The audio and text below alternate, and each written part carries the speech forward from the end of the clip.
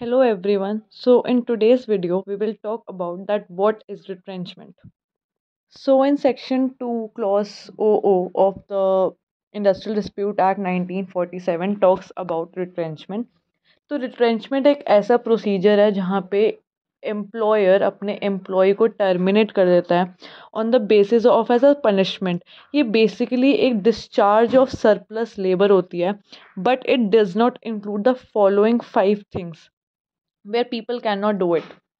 First way will be punishment, जैसे कि कोई एम्प्लॉयर ने अगर फ्रॉड कर दिया तो एम्प्लॉय जो है वो उसे रिट्रेंच कर सकता है। सेकंड इज़ वॉलेंट्री रिटायरमेंट, अगर किसी एम्प्लॉयर ने खुद रिज़ाइन कर दिया। थर्ड इज़ सुपर एनुएशन, सपोज ए और बी के बीच में कोई कॉन्ट्रैक्ट हुआ कि ए जब तक 24 ईयर्स का है वो तब तक इस कंपनी में काम करेगा, उसके बाद नहीं, तो उसकी वो सुपर एनुएशन मानी जाएगी। थर्ड इज़ इल हेल्थ, किसी एम्प्लॉयर की अगर हेल्थ बिगड़ गई है then he can be retrenched. Third is non-renewal of contract.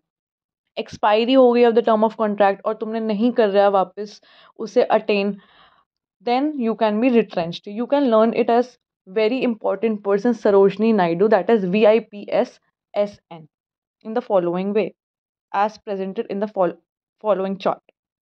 Then comes the LIFO method.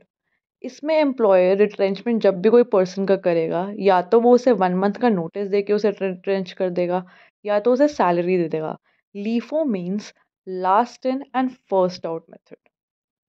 Now comes the compensation method.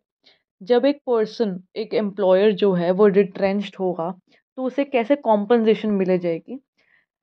You can read the example that is given below.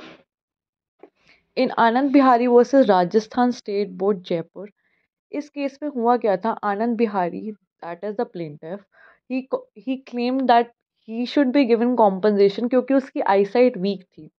But court ने clarify करा that if a person is retrenched on the basis of ill health, then वो retrenchment की उसे compensation नहीं मिलेगी। Thank you so much for watching the video.